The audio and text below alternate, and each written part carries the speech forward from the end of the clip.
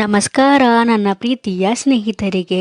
ಇವತ್ತೆಲ್ಲ ನಾವು ಬಸ್ಸಲ್ಲಿ ಎಲ್ಲಿಗೆ ಹೋಗ್ತಾ ಇದ್ದೀವಪ್ಪ ಅಂದರೆ, ನನ್ನ ಫ್ರೆಂಡ್ ಅವ್ರ ಅಣ್ಣಂದು ಹೊಸೂರಮ್ಮ ದೇವಸ್ಥಾನದಲ್ಲಿ ಕರ್ನಾರ ಇತ್ತು. ಸೊ ಕರ್ನಾರಕ್ಕೆ ಹೋಗೋಣ ಅಂತ ನನ್ನ ಫ್ರೆಂಡು ಕೂಡ ಊರಿಂದ ಬಂದಿದ್ಲು. ಅವಳು, ನಾವು, ನಮ್ಮ ಅಕ್ಕಪಕ್ಕ ಮನೆಯೆಲ್ಲರೂ ಕೂಡ ರೆಡಿಯಾಗಿ ದೇವಸ್ಥಾನಕ್ಕೆ ಬಸ್ಸಲ್ಲಿ ಹೊರಟಿದ್ವಿ. ನಾವು ಆಲ್ರೆಡಿ ದೇವಸ್ಥಾನಕ್ಕೆ ಬರೋಷ್ಟಕ್ಕೆ 1 ಗಂಟೆ ಆಗೋಗಿತ್ತು. ಸೊ ಫೈನಲಿ ಆಗಿ ದೇವಸ್ಥಾನಕ್ಕೆ ಬಂದು ತಲುಪಿದ್ವಿ. ನಾವು ಬರೋಷ್ಟಕ್ಕೆ ಜನ ಕೂಡ ರಶ್ ಆಗಿದ್ರು. ಅದಾದಮೇಲೆ ದೇವಸ್ಥಾನಕ್ಕೆ ಬಂದು ತಾಯಿ ದರ್ಶನ ಮಾಡಿಲ್ಲ ಅಂದರೆ ಹೆಂಗೆ ಹೇಳಿ ಅಲ್ವಾ. ತಾಯಿ ದರ್ಶನ ಎಲ್ಲನೂ ಮುಗಿಸ್ಕೊಂಡು ನೆಕ್ಸ್ಟ್ ನಾವು ಚೌಟ್ರಿ ಕಡೆ ಹೋದ್ವಿ. ನಾವು ಹೋಗೋಷ್ಟು ಆಲ್ರೆಡಿ ಗಂಡು ಹೆಣ್ಣಿಗೆ ರಿಸೆಪ್ಷನ್ಗೆ ರೆಡಿ ಮಾಡಿ ನಿಲ್ಲಿಸಿದ್ರು.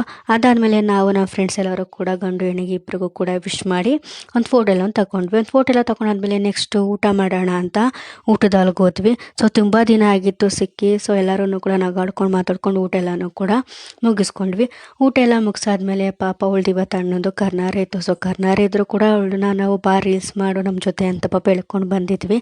ಅವಳು ಕೂಡ ಒಂಚೂರು ಕೂಡ ಬೇಜಾರು ಮಾಡ್ಕೊಳ್ಳಿ ನಮ್ಮ ಜೊತೆ ರೀಲ್ಸ್ ಮಾಡೋಕೆ ಒಪ್ಕೊಂಡ್ಳು. ತುಂಬ ದಿನ ಆಗಿತ್ತಲ್ಲ. ಸೊ ರೀಲ್ಸ್ ಮಾಡಿದ್ರೆ ಸ್ವಲ್ಪ ಮೆಬ್ರಿಯಾಗಿ ಉಳ್ಕೊಳ್ಳುತ್ತೆ ಅಂತ ರೀಲ್ಸ್ ಎಲ್ಲ ಮಾಡಿಕೊಂಡು ಮೋಜು ಮಸ್ತಿ ಎಲ್ಲ ಮಾಡಿಕೊಂಡು ಅವಳಿಗೆ ಬಾಯ್ ಹೇಳಿ ನಾವು ಕೂಡ ನಮ್ಮ ಮನೆ ಕಡೆ ಬಂದ್ವಿ. ಅದಾದಮೇಲೆ ಹಂಗೆ ಬಸ್ಸಲ್ಲಿ ಬರಬೇಕಾದ್ರೆ ಡ್ಯಾನ್ಸ್ ಎಲ್ಲನೂ ಮಾಡ್ಕೊಂಡು ಬಂದ್ವಿ.